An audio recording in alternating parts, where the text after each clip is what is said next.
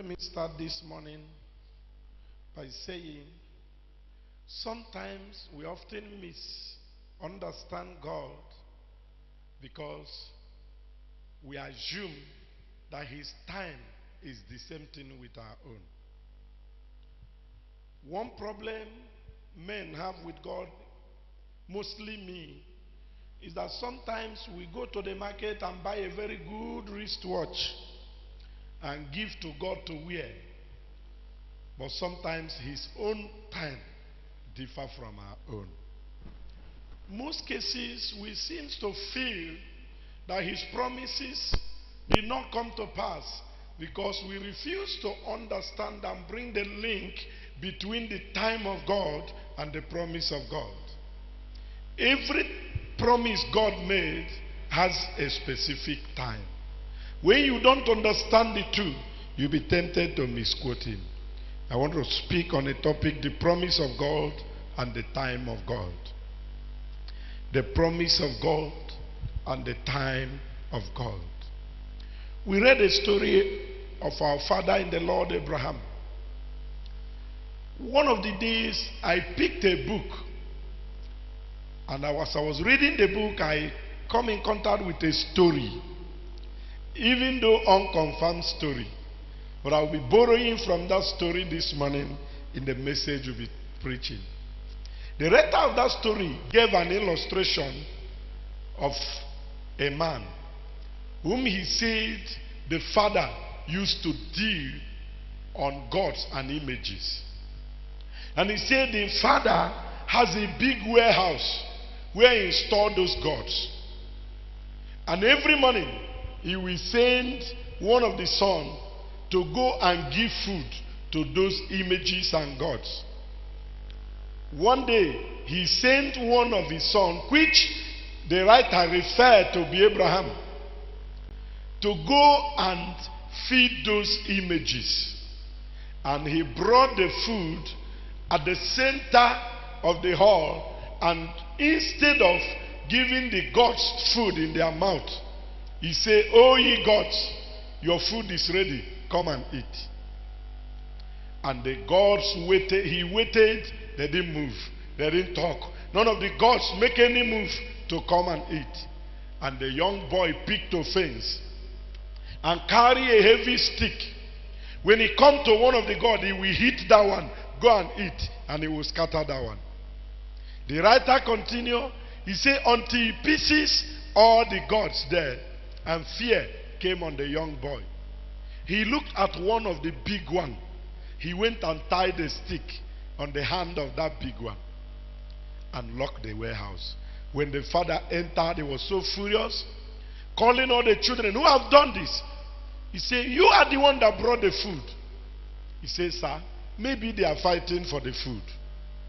Don't you see this big one with a big stick in his hand? He may be the one that beat other ones and break them." And the father said, "Have you seen the gods move? Have you seen the gods talk? Have you seen the gods?" And the young man said, "Papa, you know that these gods cannot talk. You know that this cannot move. Why do you continually send me to bring food to them?" And there I start my message. Abraham desired to know the God that can talk. To me, that love simply means that today I dey hear am. That's to me. Oh. That's love simply means. Now no be today. Don't take. They don't talk am. It no happen. I beg, leave me, Joe. And the angels ask, "Is there anything too hard for God?" And the Bible said, according to the time of life, she conceived and Isaac came in. Few years later, Isaac had a problem with his senior brother, Ishmael. And Sarah said, "Abraham, send Ishmael away." Brother, you married a wife. After about 30 years, she didn't give you any child. And you made love with a woman that gave you a son. Eventually, your wife had a son. And he's telling you, pursue the one where you don't get, you go agree. Remember, this man has no more relation. He has left everything.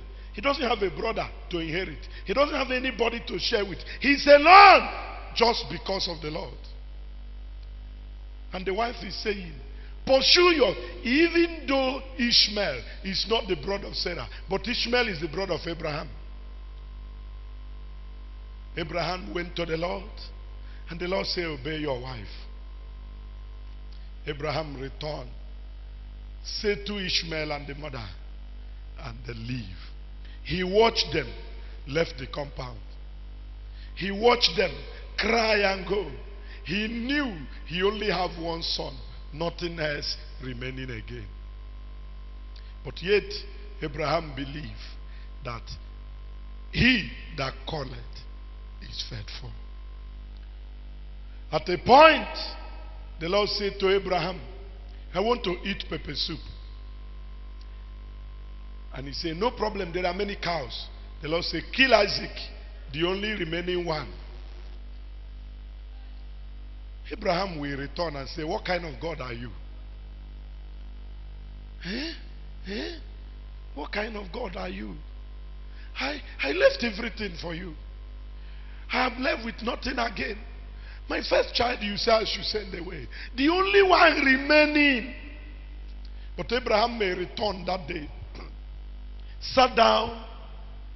Probably don't know how to go about it. He may start saying, Mame okuya, Mame ucheya, Mame okuya nozu, ozu woromo.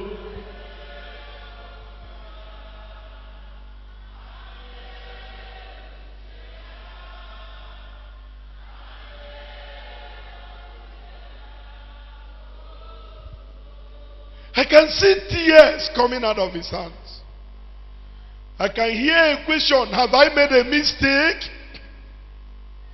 I can hear a question, are you sure I'm doing the right thing? These are things that comes into our mind in a confused junction. Abraham was at his confused junction at that moment. Nobody to run to. The only person he depends upon is God. And God is the one causing his problem at that moment. Who do he run to? Abraham said, no problem. Isaac, my son. The Lord has said we should cross over and make a sacrifice. All the materials were gathered. Those his workers or his maids, his slaves followed them. At a point, Abraham said to the maid, go back. Let me face my God alone.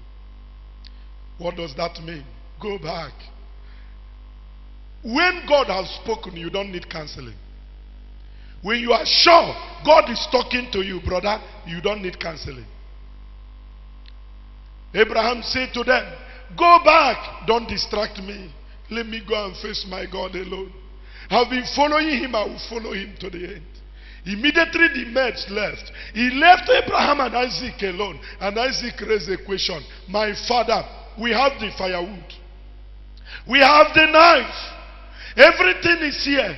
Where is the lamb for sacrifice? Reminding Abraham, my son, you are the lamb. But Abraham looked up to heaven and said, God will provide. Abraham lifts up his voice. Maybe he will say, Onye nedu, oga ekwe kamanonya. Onye nedu, oga ekwe kihere memo. Onye nedu, oga ekwe kuwacha mochi. Onye nedu maga ekwe. Onye ahụ kpọrọ m oku, oga ekwe kamanonya. Onye nedu, oga ekwe ka ndị rochia mo. Onye nedu, oga ekwe kuwacha mochi o. Onye nedu agai. Brethren, they are mocking you because you didn't join court. Wait, your Messiah is coming. They have denied you the post belonging to you because you did not behave like them. Wait upon the Lord, he didn't disappoint Abraham. He will never disappoint. They deny you the job because you refuse to open your leg. They deny you your result because you didn't walk with them. Wait upon him. Wait upon him. Wait upon him. When they cross over, Abraham made all the sacrificial place ready. And he said to Isaac, my son, my God has commanded that I should kill you for sacrifice. Thank God for Isaac. At that point, Isaac is no longer a small child. He's grown. He will have beat the father and say, now you go die, no be me. Yes. He would have run and say, I will never. But Isaac on his own surrendered, making him qualified to take over from the father. Making him qualified to be the father that God promised. I can see Isaac gave his hands to the father, and the father tied it. Gave his leg to the father, and the father tied it. I believe that Abraham is too old, that he cannot lift Isaac. So Isaac lied down for himself. He lied down and said, take me, Father. You brought me to this world. If it please you to take me back, so be it. And Abraham could not behold the eyes of Isaac. He used one hand and covered the eyes and carried dagger to kill the child. There the Lord intervened and said, my son, now I am convinced. That shows when he left the father's house, it's not enough to convince God. When he made the first sacrifice, God was not convinced. When he made the second sacrifice, God was not convinced. When he sent Ishmael away, God was not convinced. But when he surrendered everything, the Lord said, now I have proved a point. You are worthy to be a father. I want to ask you, if God, are you worthy that God can entrust his wealth into your hand? You are praying to be lifted. You are praying to be great. If you become great today, will you still attend Bible study? If the Lord make you a governor, will you still come to church? Now you are still worshiping with us. You still teach in the Sunday school. When you become a senator, will you still come to Sunday school? Or you come so that we give you chair in the front because you have become bigger than he that give you the cap? And any day you become bigger than he that give you the cap, he will collect it. The time of God and the promise of God.